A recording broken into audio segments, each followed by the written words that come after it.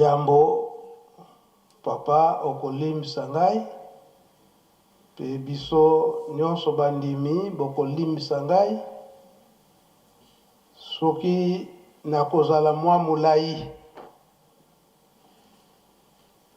pamba te na ebandeli ya maloba na ye papa Simon Kimbangu Kiangani na mokolo na lelo oyo ezali le 5 novembre l'an 2024 na ngai ememi nga mosika ezongisi nga lisusu ndenge tozalaki na batata solo tozali bana ya papa Kisolokele, tozali bana ya papa de Alungana, tozali pe bana ya papa de Ngenda Kontima. Biologiquement tozali bana na bango. Biso nyonso toyebi ete tofandi na batata na biso. Na biso nyonso bana ya bapapa bango nyonso misato ezali moko te ete batata tango batiki biso tozalaki nanu ba bébé ou bien tozalaki ba âge ya ba 7 ans ou bien 5 ans ou bien 3 ans ndenge papa batikalaka na maboko mama Mwilu na 1921 biso nyonso tozalaki déjà ba adulte mwana na mwana aza na likambo na ye oyo batata batikelaki biso. Donc koloba te keke nga kaka papa Mbenza nga kaka papa Mbenza te biso nyonso tozalaki nyonso ba adulte mwana moke azalaki te yango oyo nakobimisa lelo oyo ya ngai papa Mbenza batata ndenge bazali koteya ngai ndenge bazali koyebisa ngai. Dernier message na ngai epai ya papa Kisolokele ezalaki na le 23 janvier 1991 ye aza kuna na Belgique na ntango wana me asalaki mokanda oyo ezalaki manuscrit oyo atindaka na papa Mfuma Mbanza qui me concernait.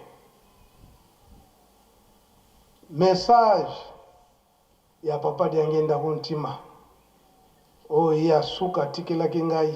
Je sais que ezalaki na le 12 juin 1992 kasi na biso nyonso bana oyo code ye papa Mfuma Ndonga apesaka ngai ezalaki na le 25 mai 1992 pe ya papa Mfuma Mbanza oyo ezalaki na le 16 août l'an 2001 na 4 heures du matin. Donc makambo nyonso wana nabombaka yango pe ndenge bayebisaka ngai yango nakolobaka tango nyonso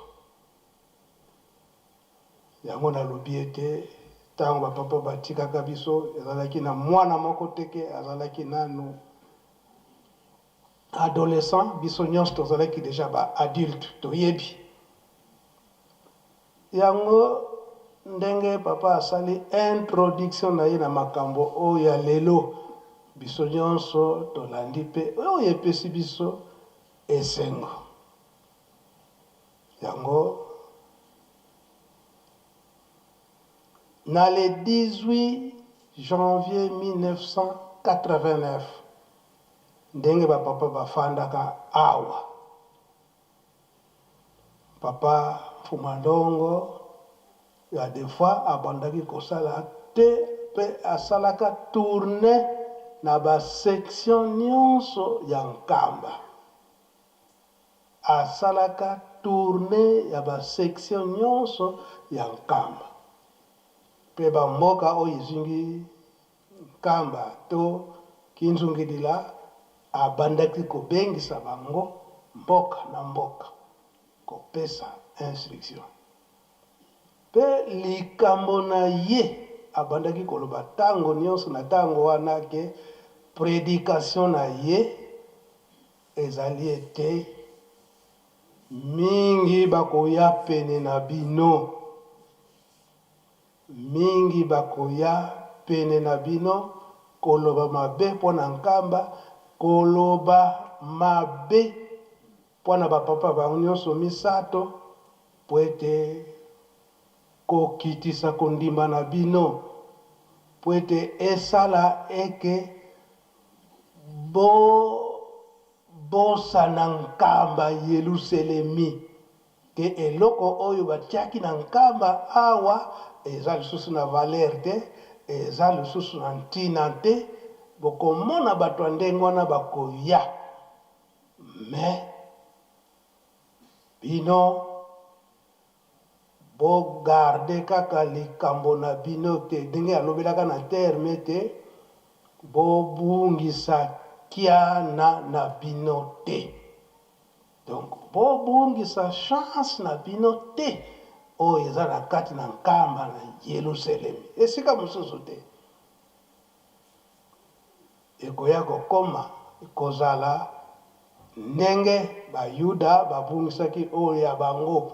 Nayebi te biso papa pasteur, papa Katembo, papa nani Kabemba, ndenge nini bayuda babungisaka oyo ya bango, eza na chapitre nini wana liloba ya papa Liangenda.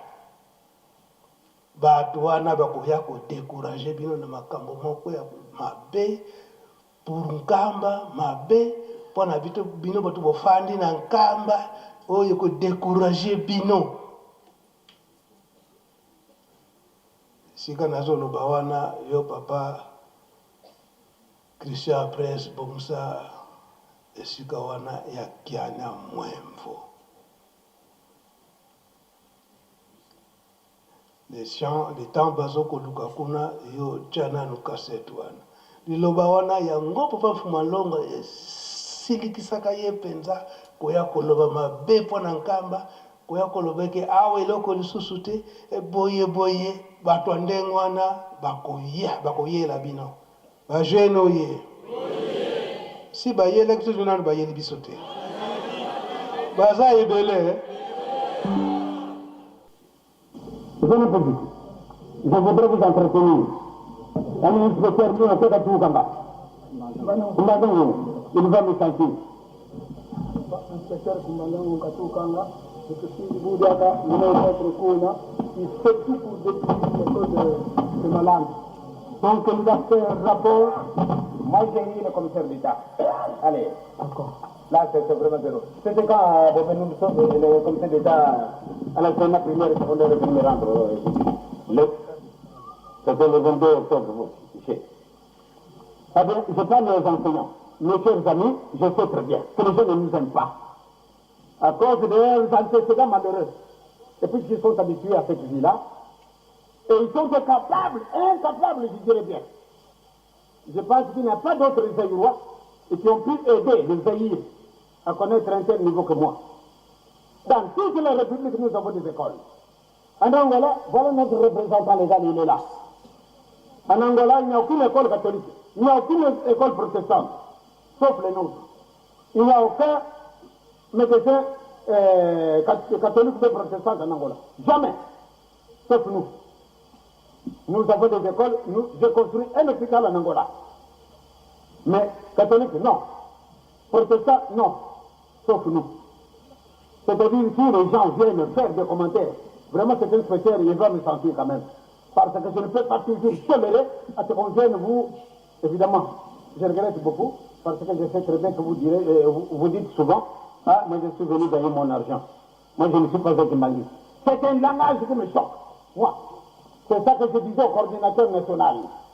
Et que quand quelqu'un dit, moi je suis venu gagner mon argent, alors vous n'êtes vraiment pas un nationaliste. Parce qu'un vrai nationaliste, voilà, on vous envoie 1 million ici, comme pasteur. Ici. Est-ce que vous l'acceptez? Non, oui. C'est parce que les nationalistes, je l'ai amené de Mayenne et il est ici, à Kiana. C'est-à-dire que Kiana, aujourd'hui, notre église aux États-Unis, c'est formidable. Alors si je prenais celui-là, je l'envoie aux États-Unis. Quel est le mal il y a? Donc, si celui-là, cet inspecteur qui vient me minimiser ici, réellement, il va me sentir. Je rapporte tout sur le président. Parce que des choses comme ça me choquent. Je ne peux pas toujours tolérer des bêtises comme ça. Donc, ne reculez pas. Et quand cet inspecteur vient ici, et qu'il tâche de vous harceler avec ce problème, parce qu'il a quelque chose contre moi, mais il me sentira. Il est grand, moi je suis petit, nous verrons. Papa, je m'explique. Il fait tout pour favoriser les écoles protestantes. Mais moi je ne suis pas un gamin. Je suis toutes les situations. Je suis Zaïrois, et je vis aux Zaïrois, et je ne partirai nulle part. Je ne pars pas en Europe pour aller me cacher là-bas. Je resterai Zaïrois. Parce que le Bordeaux m'a donné la peau noire. Tous les noirs, je dis que tous les noirs, il n'y a pas d'exception. Que ce soit des Américains noirs, et que ce soit des Australiens ou les aborigènes noirs, des Chinois qui sont noirs, mais il n'y a pas d'une autre voie. Il n'y en a pas. Adam et Ève, ils étaient des noirs. Aujourd'hui, regardez, vraiment un mouchoir de tête, il faut un blanc me le fabrique. Un papier, il faut qu'un blanc le fasse. Est-ce que nous n'avons pas des gens qui ont été étudiés en Europe? Hein?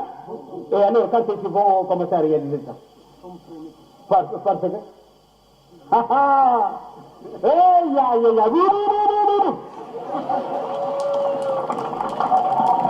Aucun noir au monde aujourd'hui, vraiment.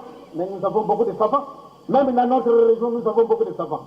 Est-ce que nos savants peuvent faire quelque chose? Non. Ah, il est un handicap. Et on n'a jamais fouillé pour essayer de chercher. Pour savoir exactement. Mais pourquoi nous sommes les derniers de toutes les races que le bon Dieu a créées? Tolandi, Kotomboka et Papa Mfumalongo, Papa Dangena Kuntima, c'était le 18 janvier 1989, à Obafandi Nankamba. Pona nini, Tatawana Mimonaki Azama Yele, azali inspecteur et enseignement, azali ko minimiser Nkamba, azali ko minimiser Papa, ndenge bayaki kofanda awa. Tolandi biso moko malamu, ndenge kotomboka ya Papa Mfumalongo Papa Dangena Kuntima, malgré audition eza na biso passe mpona bakasete wana tobombi yango ngonga molai yango toza kopesa na bato ya presse babanda kokontinue kosokola yango kokontinue kogarde baarchive na biso nyonso wana eza kopesa makasi na Yelusalemi biso moko tolandi Papa Dangena ndenge nini atomboki na mutu oyo aza kovwezila Yelusalemi bongo soki azali kotombokela oyo bayebi te bongo biso bato yebi toza kopesa na kaka mayele na esika wana yango kaka na Papa Mfumalongo kaka na sujet oyo papa ndenge auti kolobela yango na 1988 Papa Mfumalongo Papa Dangena Kuntima abanza asalaka tournée presque na este mobimba tournée wana asalaki mpona kolamusa bandeko na biso ya este na ntango wana bamusicien bazalaka mpo bakendaka na bamusicien bapapa Tukemboso bayebi malamu ndenge asalaka rappel na bandeko na biso ya este koignore Papa Simon Kimbangu. Papa Simon Kimbangu alakisaki bango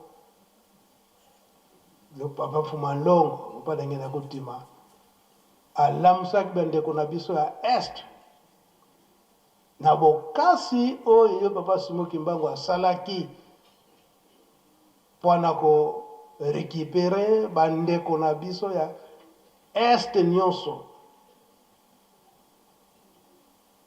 anda 1921 ti akendaki kokoma na Lubumbashi ndenge nini molende oyo Papa Simon Kimbangu asalaki mpona kokanisela bandeko na biso nyonso wana mpe na suka Papa Mfumalongo aye kozongisa makanisi po ntango akomaki na Lubumbashi esengelaki eke atya libanga ya liboso mpona botongi temple ya centenaire. Papa Mfumalongo alakisaki makambo ebele na bandeko na biso banda est ti kuna na Lubumbashi. Yango napesaki moke po lokola makanisi ekendaki na nga mingi bengi bandeko ya presse po ete napesa bango ba point essentiel nyonso wana ti Papa Mfumalongo akomaki na point wana ya kotia libanga ya liboso ya temple ya Lubumbashi. Yango napesi ndengo na ngai Papa Chrétien opesa na detail nyonso na baluba wana Papa Mfumalongo ndenge asalelaki yango. Pe nakoya kosukisa na likambo ya Papa Simon Kimbangu Kiangani. Ndenge nini aye kokomela na ebonga na ye. Ndenge nini aye kokomela na ebonga na ye. C'est vrai, pour Nangai, ezalaki mukumba makasi.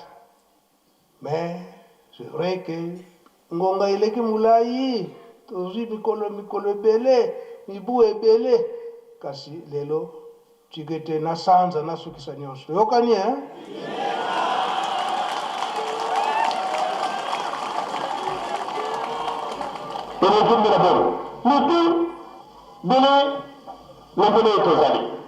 Le côté de Tata Nanga il m'a Tata Nanga a signé le 12 octobre 1951. A Koufila dans le Lubumbashi. Maintenant, vous avez tout naïe. Ils ont un peu de campagne. Ah! Ils ont un peu de campagne. Mais Tata Nanga a salé vivant. Oh, le papa, c'est moi qui m'a dit, mais n'a pas dit. Oyibinga na ndenge nini toleki pabatele kama nele kabo ekuzala tango nyango alubi kasi bino batu mwindo ndenge nzambe atindi biso toya koloba na yo etikali muke nzambe na bino akolibere bino akulibere bino na ndenge nini naleki banana na midi demi wana na bandaki ole misanga ye sikatika watu kusala masala na biso avande bakonjiba ya totia libanga ya na konzambe temple du centenaire totia na shaba. Pourquoi temple monene na Nkamba table mibale na shaba? Pourquoi ndako ya sole soko mosuli sango nini mwana muke aleta kindoto alibuye papa Simon Kimbangu yoko la kisaye temple de centenaire ndenge ya Mungu sana ya bien on a lu bon ce dessin a bon ici dessin ndenge nzambe atindiliye ezali kitoko soko bomoni yango ndako yango awa na se batu batundi kuna na vikolo batu batundi kuna na vikolo batu batundi donc bokozala batu ebele bozali na quadruple jubé donc soko bokoti kuna na kati bamusu bazali kuna na vikolo ndenge bokomana na ndako nzambe ya Nkamba baoyo boyibi kuna donc ndako ya nzambe oyo en tout cas tokolimbulela bino bokomana soko ndenge nini oyo oyo biloko oza kotala kawa tokolimela yango kasi soko mona plan mosusu nyonso tumitano misale kasi makambo mosusu tokolimela yango lelo te nalakisi bino kaka ndenge yango tokosilisa yango tokokoka bon soko tokokoka ya solo tokodemare mosala ndenge na lobi ciment fer à béton soko lelo na chili banga to bani beka ka fondation yango na bato bazalo kubunda kuna kumeka kusala musala saya ko bongo saka tokokoka te Kimbangi soye. Iba malamu president biso akuzala kana silonga moko kulubaka. Okuluka kama kamwe. Oto sito jiyango. Oh papa boyaka wate. Tango yo bokumona ngambala mingi wa. Fwana kusirisa ndako yo.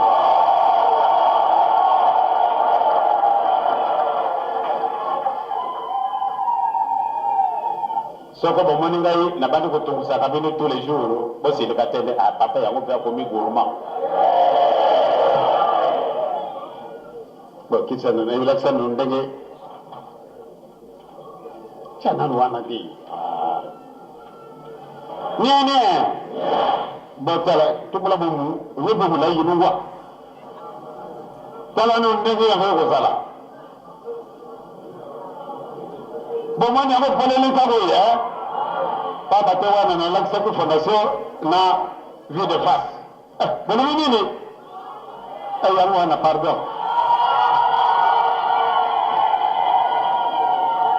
Kasina katina ye vide n'a rien. Donc na kwanza na bisu e kozala lolenge boye. Boko koka.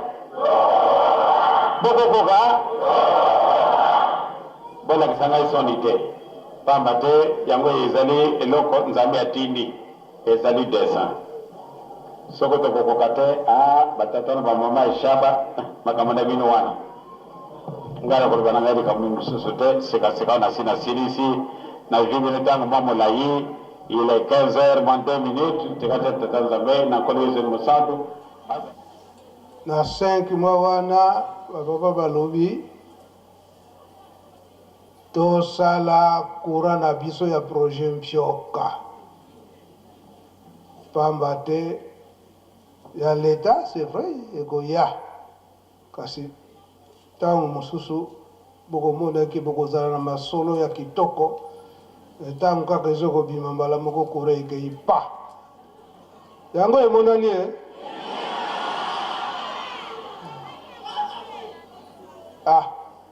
Donc, projet Mpioka et juste ici, n'est pas un programme. Tu comprendre? Hein? Oh, yo, papa Christian, oh, il est comme et où tu voulais que le Bumbashi explique un nano. Tu as un ding na personne qui yo, Hollande la ngombalam. Les canissés papa fumalong, papa d'engen des lakin dengenini. Pourtant, nous avons yo kana cassette. Mingi za kokata na audition pesa na bison passe toza komona ka ete makambo mingi toza komona ndire ya sika na kati na lingomba njoko batata esi balobaki yango. Merci papa na komba tata mona pe tata molimo santu message de Kolanda eza ya le 26 septembre 1988 na Lubumbashi. Tango papa Diangenda akendaki pour la pause ya première pierre ya construction ya temple ya centenaire. Message eza mulai ndenge kaka papa lobaki azwaki kaka mwa ba extrait pour na par rapport ya sujet ndenge papa lobelaki. Parti oyo kaka ya suka toti kolekisa ndenge papa atalisi biso temple ya Nkamba et puis à Lubumbashi. Parce que les autres comme on a temple pe comme tongama mingi. Mais papa Diangenda a salobaki bien temple ya Nkamba pe à Lubumbashi. Mais tanga zolobe la temple ya Lubumbashi tanga lakisi apesi ndenge jeune garçon na balobaki azwaki vision ndenge balakisaki plan ya temple ya Nkamba. Donc papa Fumalongo nanu apesi makanisite ndenge ni temple ya ekozala mais jeno mwana soki pe salabalati soki nani apesi oya ye plan oyo papa Fumalongo fo asalela mpona temple ya Lubumbashi ndenge fo ezalela ingeta papa. Donc papa Diangenda kendaki na plan mais sibitima tango bakomi kuna nde bakutaki jeno mwana alobi ke tozwi vision pe awa pour na temple ya Lubumbashi. Donc même modèle, na temple ya Nkamba. Yango tango papa a présenté yango premier tour alobaki a présenté ki bango nano kaka fondation. Maintenant ye moko kaka tali na bunzambe na ye amoni ke lokola bandeko ba sepeli te li fala la kisapena plan mobimba na ndenge ba architecte ba sala bani na bango ndenge ekozalela. Ndetanga lakisi mena pour la deuxième fois oya lobaki ke mutasimba ki yango alekaki mulai mingi tango bafungoli yango bandeko Lubumbashi ba sepelaki. Dona ba kri wana ba bwakaki rien que Swahili mwa pasi mais emonaki neti bandeko bamonaki ke no biso pe tozwi parce que emonani ke Nkamba Lubumbashi. Donc c'est que oyo nyonso eza na Nkamba na Lubumbashi pe ekozala. De yango papa ya ngenda na tango bazo sepela wana lobeki c'est que na kati de oyo bino bosali eza nango dessin na kati eloko ezate. De ndenge pe tozomona lelo ba temple botolobi ba temple en Nkamba te mais ba photocopie ba komi ko copier ba temple kotonga par-ci par-là mais oyo nde ezalaka na kati. Donc bokoyi ko dessiner na bino ndenge papa ya ngenda lobaki eza nango dessin bo dessiner na bino mais oyo eza na kati. Donc ezalaka awa na Nkamba bisika mosusu ezate. De oyo nyonso bazotonga wana eza nango vide wana papa ya ngenda mutalobi ya Nkamba nde ya bilaka ingeta papa esika wana lobelaki ete wana kuna ezali vide po emonanaki ete kuna pe ndenge balobaki ke na Lubumbashi ndenge bazwi temple wana na makambo nyonso donc pouvoir oyo eza na Nkamba yango moko kaka pe eza na Lubumbashi. Esika wana alobaki te kuna ezali vide. To comprendre esika wana? ndenge moko pe kaka papa na ba temple oyo tozomona lelo bato batongi parfois bakanisi oyo ya Nkamba eke kuna wana pe eza vide. Po oyo ezali ya bilaka ngeta papa. To comprendre esika wana? Parce que abandaki pe na kopesa explication ndenge papa Simon Kimbangu asalaki parce que bango balobaki mingi que papa Simon Kimbangu akangami kuna epa na bango donc akangami awa na Congo central ake Lubumbashi asali 30 ans na Bunzoto asali 9 ans na se ya mabele donc 39 ans bafandi na papa Simon Kimbangu. Yango yepe ayai ko rappeler bango que même ye moko papa diangenda yepe asali 39 ans ya kasho. Pourquoi kuna 39 ans yepe asali 39 ans ya kasho. Donc nyonso oyo ya kuna yango esala ke akende kozwaye pour que azongisa ye na Nkamba esika mabele ya kivuila donc mabele ya elaka ezali. Donc oyo nyonso tozotonga bisika tozotonga soit disant to copier formule en Nkamba mais eza ya elaka te eza vide na komba tata mwana pe tata molimo santo. Merci. Esika wana de papa zongana. Merci. Papa Mfumalongo akiko bakisa boyete biso bakimbangiste malamu tososola na esika wana likambo eza na se ya makolo na biso eza epai na biso pouvoir nyonso wapi Nkamba kasi ndenge papa alobaki yango na bilanda tozali kobungisa kiana na biso tozali kobungisa chance na biso kasi esika tozokende kolukila po tozala na chance ya koleka bango kuna babandi koregrete mpo na biso bamindele babandi koregrete toyebi ke likambo eza epai na bino ndenge nini bino bozoya epai na biso likambo eza epai na bino bino bozoya epai na biso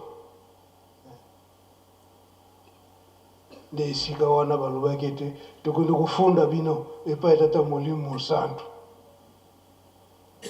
babongamaka bango nyonso po ete baya kofunda biso kolo eloko tozokobungisanga tozokende kolukulaka yango esika mosusu tolanda nanu ye moko baba mfumu alongo ndenge nini alobelaki yango.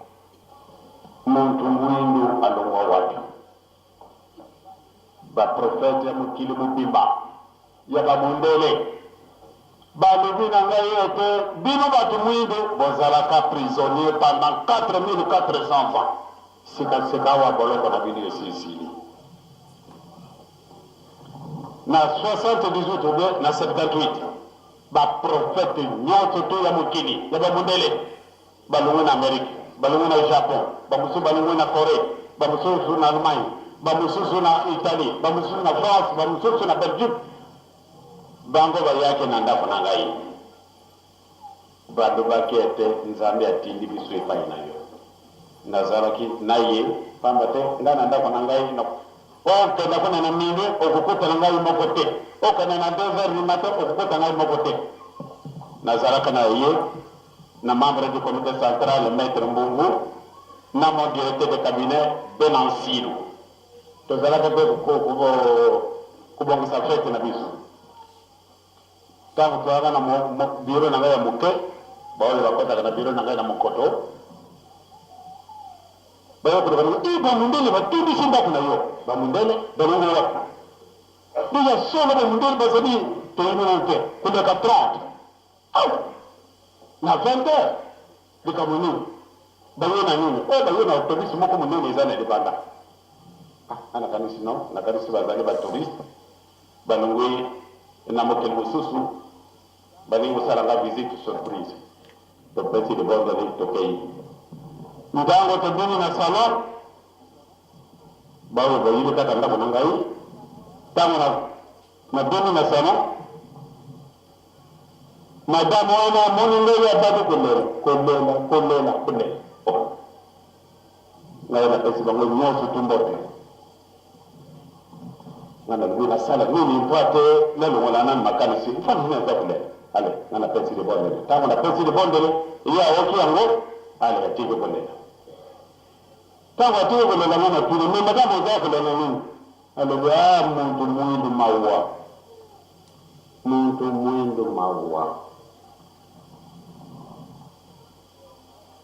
muindo lubozali maua. Vraiment nazali na maua mingi na kumona makamu na moni na ndaku na yo. Dika moni no mwana ndaku na ngai. Dika mwisari na mpasi ya ngoi.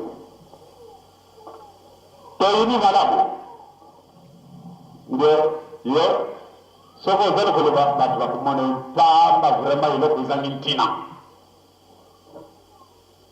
Ndio madame mungu ya mwana nini alubi mokolo mususu nazaraka na retraite na mokolo bango na Corée na bangomba monene muzale kuna na mwana bi papa na ye kuna na Corée yo ene jumbe na bon niti bele na bele tozali okuta na tata na ngai na Corée tata na ngai asia kufaka na le 12 octobre 1951 akufuna kada na Lubumbashi na kana go vanduto na ye ezana ngai kuna na nkamba ni yo za ko lubaya mpana ba oyo bazana yo ni tata na ya zali vivant oyo papa simo kimango me na moni ndengini na yibini yo o yibini ngana ndengini toreki pabateri kamanere kabo tekuzagala tango nyango alubi kasi bino batu mwindu ndenge nzambe atindi biso to ya koloba na yo etikali muke nzambe na bino akulibere bino na ndenge nini naleki ndenge nini alubi ete akulibere biso nalubi biso zali indépendant pays ya solo politiquement bozali indépendant me makambo mosusu mazangi yo muntu mwindu ya solo boloko na bino isisili nana lubi kasi boloko na biso oyo tokotaki na ntina nini epuis me biso tolingi koyiba 4400 ans tozalaki bato na boloko lisumu nini oyo nzambe akangeli biso mokana ndenge wana boloko yango esili kala ndete ntango oyo kaka tokamati sekaseka oyo bandakisa me yesu kristo akufi eleki nanu 2000 ans te donc yesu kristo akutaki biso na boloko yesu kristo ayaki mpona kolibere moto nyonso tu oyo asalamaka na elilingi ya nzambe tata nkolo yesu eli mosala pamba te nzambe alingi tosala motu na lolenge na biso kasi sikasika boloko na biso esilika ntango oyo donc yesu akuti biso na boloko yesu atiki biso na boloko bamosusu bazali libere ebiso nde totikali boloko mpo na nini alors totuni balibération ekozalaka ndenge mibale ye tata nzambe asi ayibi mabe oyo tosalaki apeseli biso litumbu ya 4400 ans esikasika ya libération oyo tozwi ezali après avoir purgé peine ya likambo biso osalaki ou bien ezali libération conditionnelle bamundele wana batali baseki balobi nzambe akosaka te nzambe akosaka te bino bosepela biso tolongo na mikili na biso toye epai na bino etoya kopesa bino message intérêt nini eza na biso mpo totoya kotalela yo kasi toyimi malamu ete bakomonaka yo eloko bambanga na lobi wana kolobana yo te kobanga te mundele wana ye moto azalaki porte parole ya baninga abimisaki makambo ebele vraiment esalaka biso mpasi kasi natali soko bango bamundele balobi ete votre prison est terminée après avoir fait 4400 ans de condamnation tosalaka likambo nini kasi alobi prison na bino est terminée bajene oyo papa Simon Kimbangu Kiangani aza koloba ete boloko na biso esi esila to esila te yango la banda na le 3 octobre l'an 2011 likambo wana esalamaka na Mbanza Ngungu bongo biso oyo tobengami bakimbangiste toza na bilembo ya tata Simon Kimbangu ndenge nini tozali kobimba lisusu kokende kolukela epai mosusu donc esika wana papa kolobaka te papa Fumalongo papa Diangenda alobaka na 1989 soki tobungisaki kiana na biso malamu tosala mbimba donc kiana voki vididi mbimba basanga mbimba donc osengi bolimisi epai ya bakoko ndenge obebisi ntango wana osengi bolimisi bakoko bazongisili yo eloko wana me biso tokomonaka ete bolimisi surtout ya kofukama eza boye te c'est très simple ofukami osengi bolimisi chance na yo wana ezongi yango mpona kosilisa kambo oyo toza kobunda na yango na tata Molimo Santo papa Simon Kimbangu Kiangani ye te totyaki ye kotya yango likambo yango ntango ebimaki na l'an 2001 ngai nde solo papa Mbenza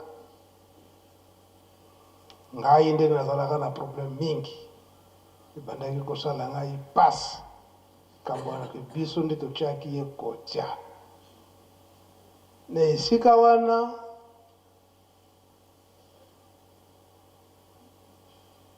tata moko ayaki kobimela ngai tata wana ntango abimeli ngai na papier na ye bien baza kobondisa yo parce que balobi ete bino bato botyaki ye kotya, bino botyaki ye kotya. Tata wana abimilaki nga penza boye, abimilaki nga penza boye, me ayebisi nga ke nazopesa bachapitre nyonso, nazopesa bachapitre nyonso, kasi apesi yango epai na yo tina mikolo ekoya soki motungisi eleki bongo nde kobimisa papier oyo. Ezalaki na l'an 2004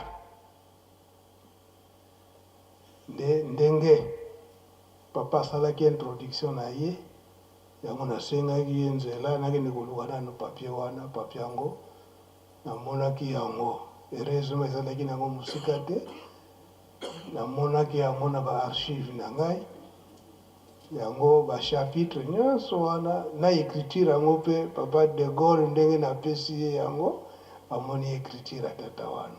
Donc papier yango yango o tata wana alobi ete ndenge boza kobunda eke bino bato botie papa Simoki Mbangu Kiangani, soki ntango ekoki bachapitre yango oyo napesi yo ya mokanda yango oyo, mpe napesi bachapitre nyonso epai ya papa de Gaulle akotangela biso, mpe nalakisi ye deja ndenge tata wana alakisaki ngai ndenge nini koexplike makambo yango ti okokoma na esika ya papa Simoki Mbangu Kiangani. Yango napesi nzela papa de Gaulle po ete opesa biso bachapitre papier yango oyo ya ngai te, me mpo ngai mpe nazalaki komitungisa likambo yango na ntina papa Simoki Mbangu Kiangani na ndenge nini eke ekomi ete ye moko amitié biso bato otyaki ye te na bachapitre nyonso wana, mpe na bachapitre wana bachapitre mosusu eza kokebisa biso oyo toza koloba eke biso bato otyaki ye o amitiaki. Na kombo tata mwana peli mosantu. Merci beaucoup papa Nkolo tata Songanzila. Na kobandela na mutuna oyo pesaki ndenge nini ba yuda ba bugisaki bokonzi na bango na ba chapitre senga ki bongo na koleka na oyo pesika sima. Na tozui à la volée 2 chapitres. Tozui Matthieu chapitre 21 verset 43. Kuna baza kolobela ete na ntina wana Nzambe akolongola bokonzi na bango akopesa na libota muso akobimisela ngo mbuma. Na Matthieu chapitre 23 verset 37, Yesu azali kolela pora Yerusalem. Abina lingaki kosangisa bino kasi bolingi na bino te. Bokonzi na bino ekolongwa kilo bokoloba te ozana na oyo azali koya na nkomo na nkolo. Donc bokonzi na oyo pora sala pora kozanga kondima ya bayuda nde Nzambe alongolaki bokonzi na bango nde apesa ko na libota mususu oyo kobimisela ngo mbuma nde libota na biso bayindo particulièrement biso bakivangiste. Na oyo papa uti koloba mukanda bapesaki ye apesi biso tobeki korelever ba chapitre 2 ye moko lobi bakabwa écriture mais tosimbi kaka tokotanga liboso elaka to promesse na 2 Samuel chapitre 7 verset 14. 2 Samuel chapitre 7 verset 14. Balobi na biso boye. Ngai nakozala tata na ye, ye mpe akozala mwana na ngai. Soko akosala mabe nakopesa ye etumbu na fimbo na bato mpe nakobetama na bana na bato. Nde boboto na ngai ekolongwa na ye te lokola na longolaki yango na Saulu, ye oyo atangolaki ngai liboso na yo. Toza kokata noki doki parce que na des alliés belé. Kuna bapesi biso promesse ete loboko na nzambe soki epesami na oyo ye aponi akoki kolongola yango te, ekotikala kaka bongo ndenge ye moko abongiseli yango. Deuxième chapitre, 1 Roi, chapitre 1, verset 5, kino na suka kuna musika na kotelema na katikati. 1 Roi, chapitre 1, verset 5, suivant. Totangi yango boye na komo na tata na mwana peli mosanto. 1 Roi, chapitre 1, verset 5. Adonia amikumisaki. Adonia mwana na Agiti amikumisaki. Alobaki ete ngai na kojala mokonzi. Amibongiselaki makalo mpe bato na mbalata mpe bato ntuku mitano ete bapota liboso na ye. Tata na ye apamelaki ye mbala moko te ete osali bongo na bongo mpona nini? Ajalaki mpe moto na kitoko mpe mama na ye abotaki ye sima na Abeseloma. Alobaki na Yoba mwana na Selula mpe na nganga Abiatala babilaki Adonia mpe basungaki ye. Donc bokendo kuta kuna bon continuer baza kolakisa biso ndenge nini Adonia autoproclamaki mokonzi na Yerusalemi. Nanu David akufi te. Yango na David pe apamelaki ete mpona nini okoki kosala biloko ndenge wana ezali malamu te. Nga na tikalaki jamais kopona yo kedi yo kozala mokonzi. Toko continue kuro komona ke bambuta ya ntango wana o bazali kosala na roi David bakoyi mokolo bango pe balandaki Adonia bapesi ye maboko mpote bango pe bazala bakonzi. Toke na 1 Corinthiens chapitre 1 verset 27 à 30. Kasi Nzambe aponi biloko na bolema na mokili ete ayokisa biloko na mayele nsoni. Mpe Nzambe aponi biloko na bolembu kati na mokili ete ayokisa biloko na nguya soni. Mpe Nzambe aponi biloko bijangi lokumu mpe biloko bitiolami mpe yango bijali te ete bikomisa mampamba biloko bijali. Yango wana moto moko akoki komikumisa liboso na Nzambe te. Bino bojali kati na Yesu Kristo mpona ye. Nzambe ajalisaki ye mayele mpona biso. Ajali mpe moyengebeni na biso mpe bule na biso. Pela moko esili kokomama ete tika ete ye oyo ajali komikumisa amikumisa na nkolo. Ikoba papa diangene zaya koloba te nda bamizuelaka te tika bapesa yo. Donc Nzambe akoki kobongola iloko pamba ndenge papa diangene dimbolaki na tata oyo zai kopesa ye ya nkamba na monkoto. Abi Kisita oyo na koki kobongola ya koma président de la République. Donc Nzambe nde aza na nguya wana ya kobongola iloko ya mabe ekomisi malamu to iloko ya pamba akomisi mutuya. Papa Simon Kimbangu asekwisaki bibembe asalaki université na Lovanium te. Mais basali université de Lovanium bakoki kosala musala oyo papa Simon Kimbangu asalaki te to oyo papa Simon Kimbangu kianga nazali kosala. Banda tongo koyamba bato kino minuit soki ezali kaka na nzoto oyo to na mayele okoklake. Toke na Deutéronome chapitre 31 verset 7. Nasima Mose abiangaki Yosua mpe alobelaki ye na miso na Israele yonso ete ojala makasi mpe na mpiko malamu mpo ete okokende na bato oyo elongo na kati na mokili oyo Yawe asimbaki batata na bango ndai ete akopesa na bango mpe akotukisa bango libula na yango. Eza ndenge moko mpe na verti na verset 20 ete Nzambe azali kolendisa moponami na ye.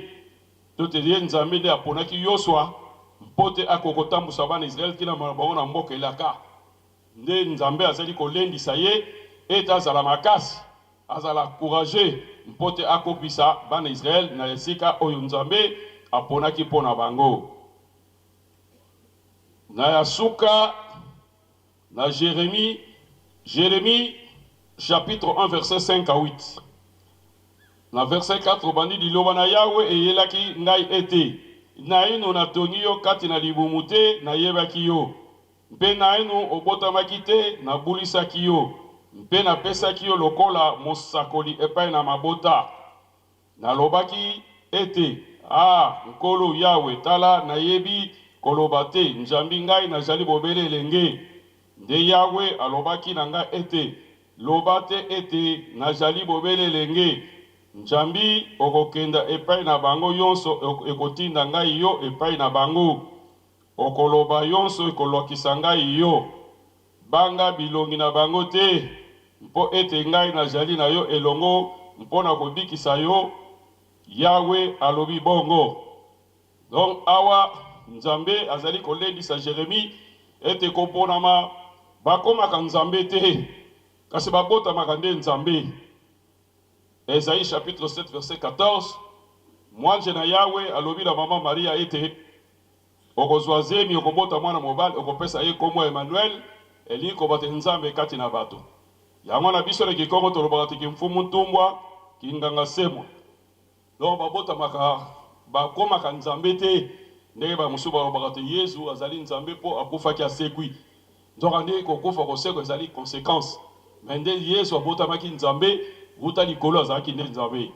Voilà moi ndamu tosuya parcourant papa na oyo pesi biso na komba tata mwana pe mo santo. Amen. Merci papa de Gaulle. Merci beaucoup. Toyebi ete makambo oyo nyonso tozwi yango a pied levé. Ndenge tozwi ba chapitre biso toyebi kolembola mukanda na tata Nzambe. Donc tango tokozonga totanga malamu surtout na suka na chapitre wana koloba ete bokonzi ya papa Simon Kimbangu Kiangani ezali te eke biso bato topesi ye kasi banda na ebandeli esi afanda na ebongwa na ye toyoki makambo nyonso ndenge nde ayebisi biso ndenge nini bapesaki ye mission ya kotonga Yelusalemi na makambo nyonso wana oyo toza koloba ete ye akende bongo soki ake misala nyonso wana olobi ete ngai nasilisa yango toyokanaki ndenge wana te eza boye te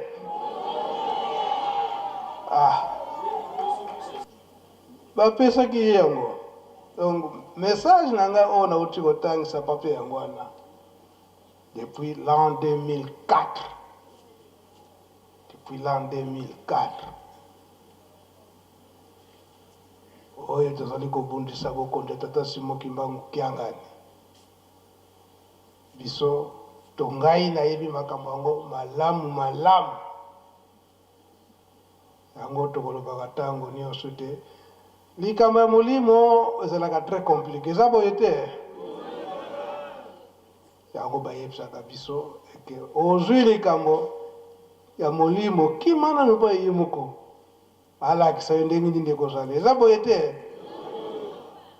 yango emonanaki na 1988 na Lubumbashi tomoni yango papa Diange alobeli yango ye papa Fumolongo aza kokende po atia libanga ya botongi ndako ya Nzambe Lubumbashi kasi kuna esi emonanaki mondimi ye azwi plan aimpose yango pa ya papa Diange tata Nzambe bakoimposaka ye posaka te papa pe abombaki te ke soki bosalili yango boye bakeke awa ezali vide manso eza wapi na nkamba oyo esi eselama ndako Nzambe na nkamba nde kuna manso nde ezali mpe abakisi te oyo mpe eza ebilaka te ebilaka eza wapi na nkamba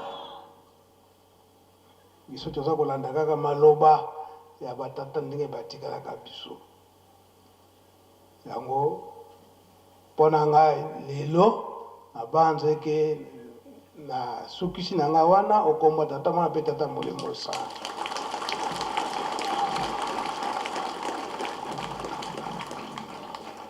Merci Papa Mbenza.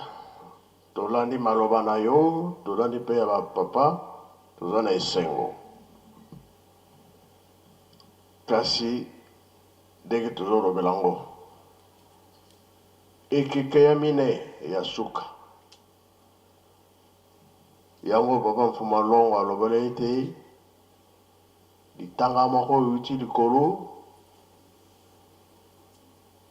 tanga ya mai ekoi na nini oseya siko esali nini elakisi ke mokili mobimba eza ya koningana etiki place te sika nyonso eza ya koningana yango ntango bakangi Papa Kimbangu baza komema ye bakoko batoni mbuta muntu yoke sikoyo tikeli biso nini alobaki nini yango nalobaki